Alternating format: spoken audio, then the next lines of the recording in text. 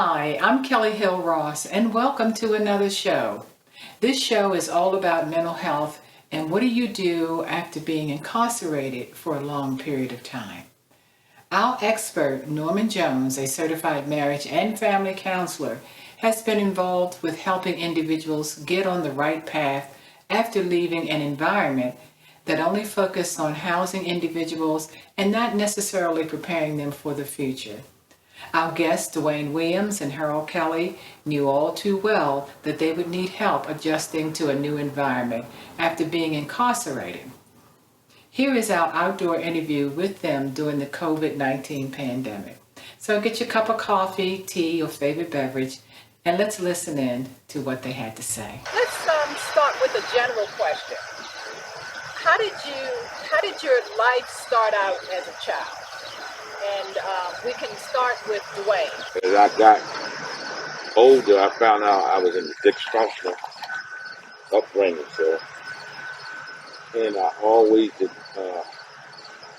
reason why I just seen the better parts of my childhood, and I would erase the bad parts. But when I come to find out, I spent a lot of time there out of prison. So when they asked me, did I come from a dysfunctional family, I always deny that because I always look at just the good part, not the, so. And I ain't blaming, I made a lot of bad choices early in my life. I don't blame my mother, my father, but just how I dealt, the choices I made, how I dealt with things. So for the most part, I had a somewhat of a normal outside childhood at one time. I did, so I could always reflect on that part of my childhood. But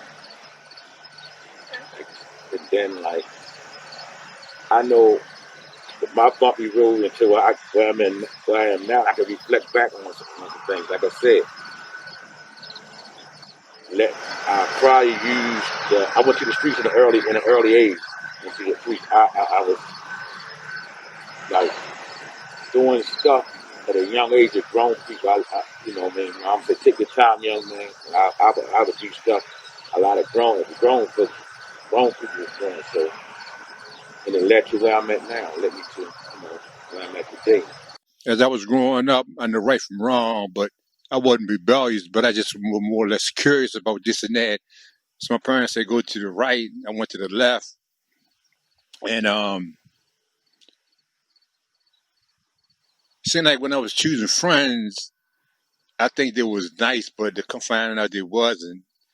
And when something happened, I guess by me being older sometimes, they say, well, he did it. Well, I did it, And I was shy. Instead of me don't say nothing, I just say, well, And, and from some of my closest friends and family, we were saying, like, hey, if you didn't do it, just tell the truth. But by me being shy,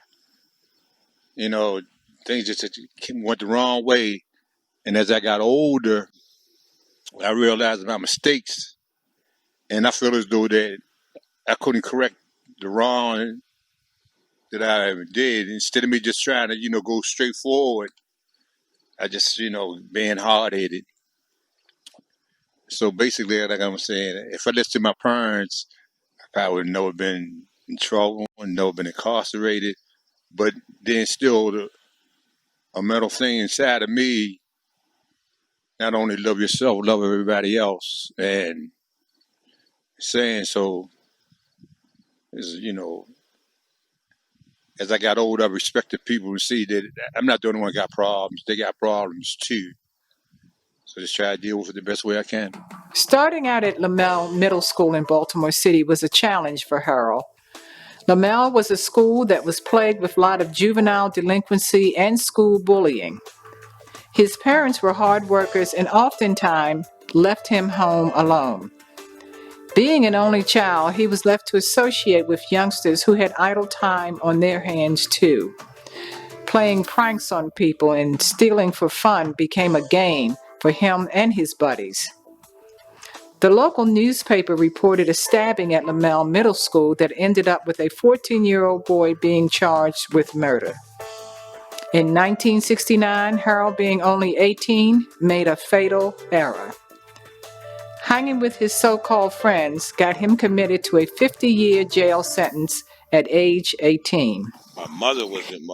They separated at an early age, so that's why when I took on the life in the streets because he was gone, and I felt like I had to be a man, do man things. So when he was involved to a certain age, and after a while, like I said, when I was in my early teens, he was gone. So I adopted another.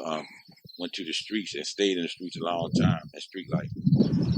How was school for you? Well, school was all right to a certain degree. Like I said, once that happened, all my energy went to the streets. Everything I done was in the streets. I have a PhD in the streets. Everything was in the streets. Everything was street. I know, the ins and outs of a lot of things that older guys didn't know to do in the streets to survive at a young age. So everything basically was street life to me until, I'm just having to change a new direction now. Everything I knew and everything I did was in the street. So who were your influences when you were younger? Influence? Yeah. It could be anybody that looked like they was success. I didn't look at fame. Everybody that was on top, I look at them, and because I look at that.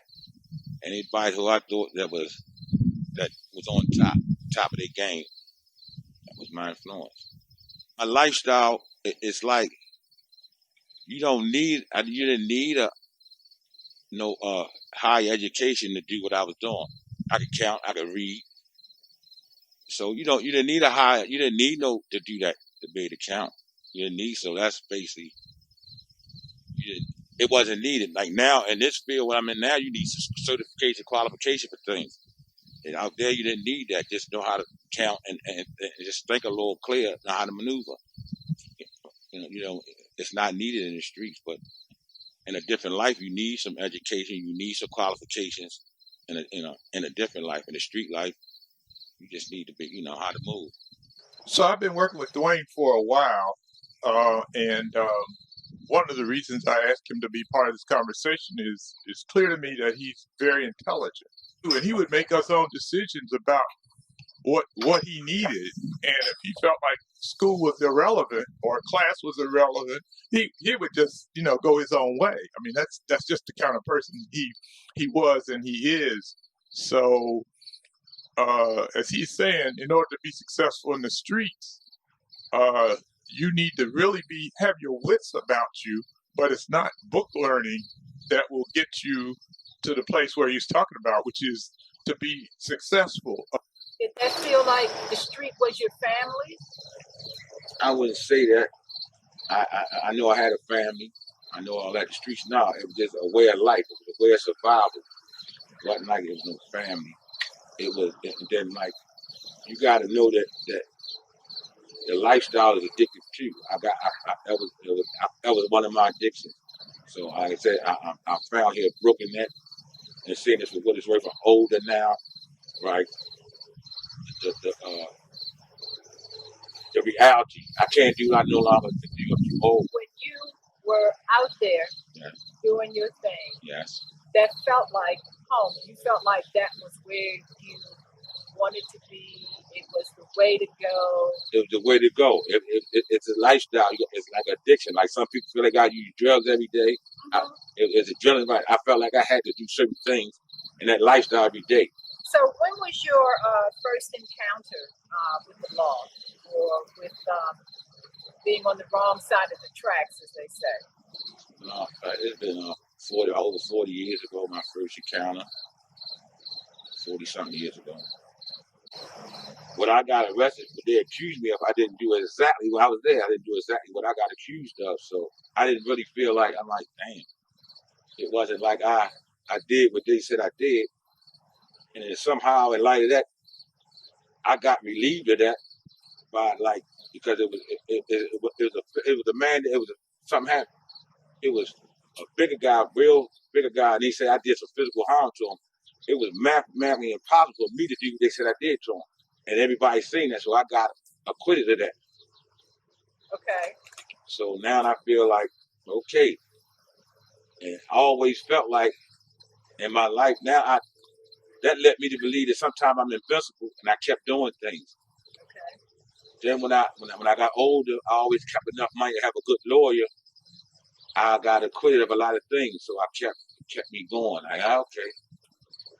Then the roles changed, right? It Okay. was first it started off maybe a little sentence. Now they got bigger as time go on. The sentences got bigger. I'm realizing that now that looking back, it started off small Minor. sentences, smacks on the wrist. Then it ended up being decades.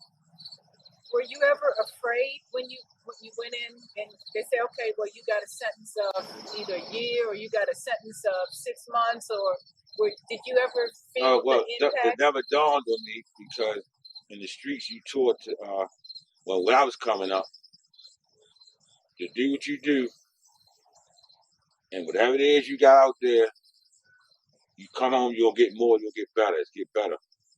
Keep your mouth shut, do what you do. It's not like that no more. So, Earl, your first encounter, tell us a little bit about your story, how what happened, because I think because we're cousins, I'm able, we can look back on it now Yeah. and say, wow. So when that happened to you, tell us what happened. Okay, my first encounter with these two brothers, and we used to live in the same old neighborhood, but when we moved up the neighborhood, they moved up here too. So they say, man, look, we got some bicycles. You want one? So I said, yeah. Riding around. So I seen them drifting off, and I said, what's going on? So I seen this car pulled up, and there was a guy in it, and his son in there, and the son said, Dad, there go my bicycle right there. So I said, so the guy say, so the father say, well, where'd you get the bicycles from? I said, I got it from my two friends. Yeah, so he said he's seen them. So he said, well, he said, young fella, these are my son's bicycles. They've been stolen. So I said, I didn't take them. So he said, well, so they called the police. The police came, took me down to the police station, called my parents up, and I was saying to myself, these ain't no friends of mine. So my father said the same thing. So my father was telling me, he said, well, you should have told them where they live at. And, back then when I was going, it was a code on the streets basically saying that you are snitching. But my father was telling me, he said, no, you're not snitching. You correcting the wrong to a right. So I still didn't listen. So they gave me, I think, 6 months probation. At the time, I was like 15 years old. And I kind of like shy away from him because I seen, what it was up to. So my parents were saying, like, you got to choose your friends a little better. So I said, yeah. So at the time, like I said, by me being shy, I'm thinking that, I'm trying to fit in.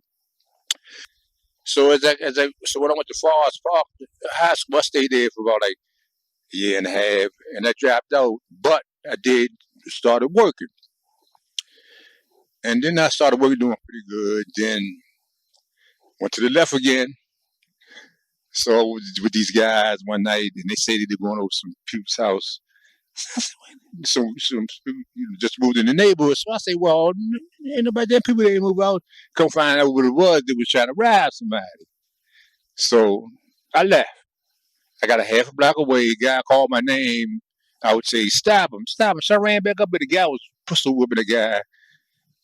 The guy wound him down. So to make a long story short, an hour later, I get shot by accident, this and that. Have him. So next thing I know, I'm facing a murder charge because the guy passed away. So, How old were you? 23 at the time because it happened 74. So they come to me saying, well, we knew who did the murder. We just want you to return to state. So I said, well, if you know who killed the man, why? I said, I don't know nothing about it because I wasn't there. But tell the part about how your friends put the switch on you. Oh, yeah. I'm laying in the hospital with a gunshot wound. So they like, Who shot it was basically an accident. Supposed to be a friend of mine. Basically was an accident. So when I got shot, that's when the woman of the guy got pushed through a fall then an hour later. So the police figured that whoever shot me did the same thing. So I'm laying in the hospital, so they got two of my friends up. They said the guy that actually did it. But the guy that actually did it said I did it. No. So I'm laying in the hospital, and so my lawyer was telling me that if I turn state, I'll be all right. So I said, well, turn state for what? Y'all know who did the murder. So she said, okay. A week later, they said, if you don't plead guilty, I get life. I said, life for what? I didn't do nothing. So what was your sentence? 50 years. I'm sitting in the penitentiary saying, well, hey, so an old man told me, say, so I'm going to tell you one more time. I'm going to tell you one time only. He said, go to school.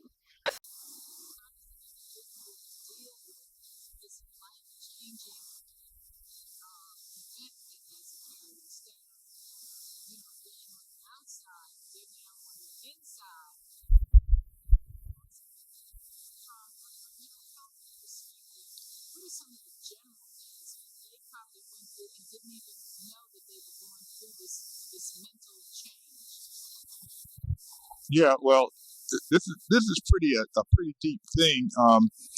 I think although we are each responsible for the choices we make when we are aware of what's going on, both Dwain and Harold have situations where you really aren't mature until you're 18 plus.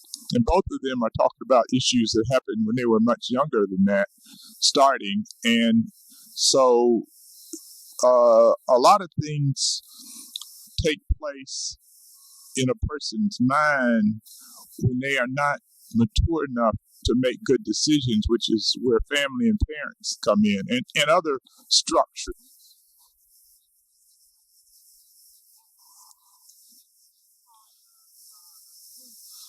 No, they didn't have it wasn't gang members then. Now that's why I say it's changed now.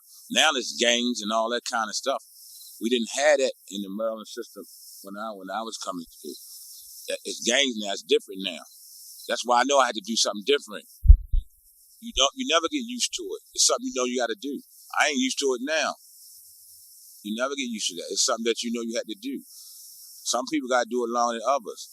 I pray for the guys that's got to do it the rest of their life and all that. That's my thing. I no longer have to live that life. I make sure I'm free from that. I know what I got to do to stay here on this side. I'm making my best choices not to stay away from that. I'm learning every day that. When I first got incarcerated, it was basically wide open, and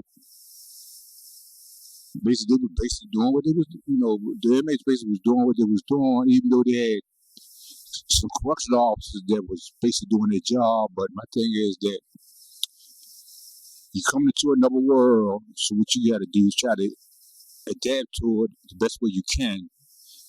And you might see somebody that from the streets, but they into this and that, and you say, well, I ain't messing with him. Then you're gonna meet some people that's trying to do something to better themselves, trying to get out of prison. So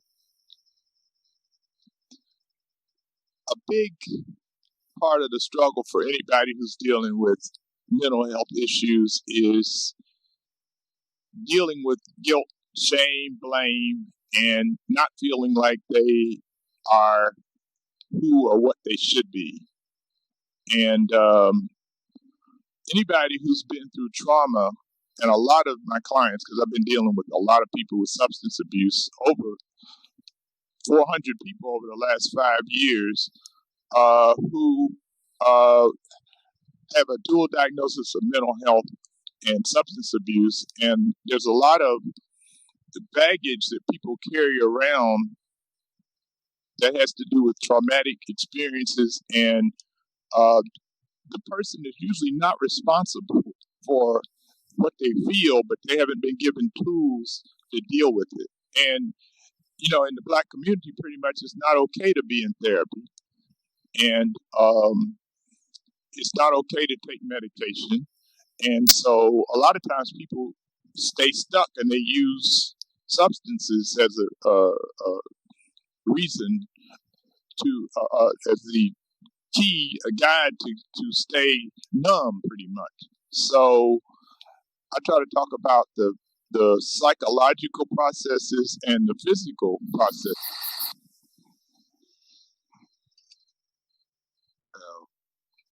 My adjustment is living in reality, no longer living in the past, no longer in the head of myself. I gotta stay in the moment. That's why I lose myself. Living in the past or going in the future. Just simply, just keep it real simple. You know what I mean? I know that if I do this, I'm gonna get that now. If I do something, if I start back in the streets again, I'm gonna go to jail. Real simple. It becomes real simple. You know what I mean? I've been complicating my life. And I no longer wish to complicate my life anymore. So I'm doing what I got to do to stay afloat, to keep it moving. I ain't looking back. I ain't looking too far forward. In the moment, just staying in the moment. Yeah, we have established that. Yeah, like I told him, one time he was saying say, man, you don't know how much you helped me, right? You helped me with our little talks. You know what I mean? I can say some things to him that I won't say to somebody else. We got to that part of our relationship, so yeah, he helps me. Yeah, I look forward to it. Well, you need to reform a relationship with somebody where you can just relationships that you can trust. So that God put me on this earth for a reason, and I'm still here. So maybe I'm here to share my story, whatever. And as I came back home, like the young man said, things didn't change. So my thing is that if the world changed, you got to change to a degree too. You can't give up your lifestyle, whatever, but you got to adapt to what's going on in the world now. Wow, what a segment that was. Two men recovering from an environment of uncertainty. If you have any comments and if you want to contact us, you can look us up on Facebook, Twitter, and YouTube. Or you can go to our website, The Kelly Hill Ross Show.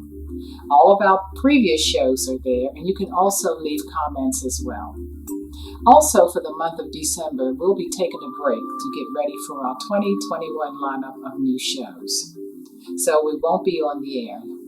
So until then, stay safe, God bless, and we'll see you in 2021.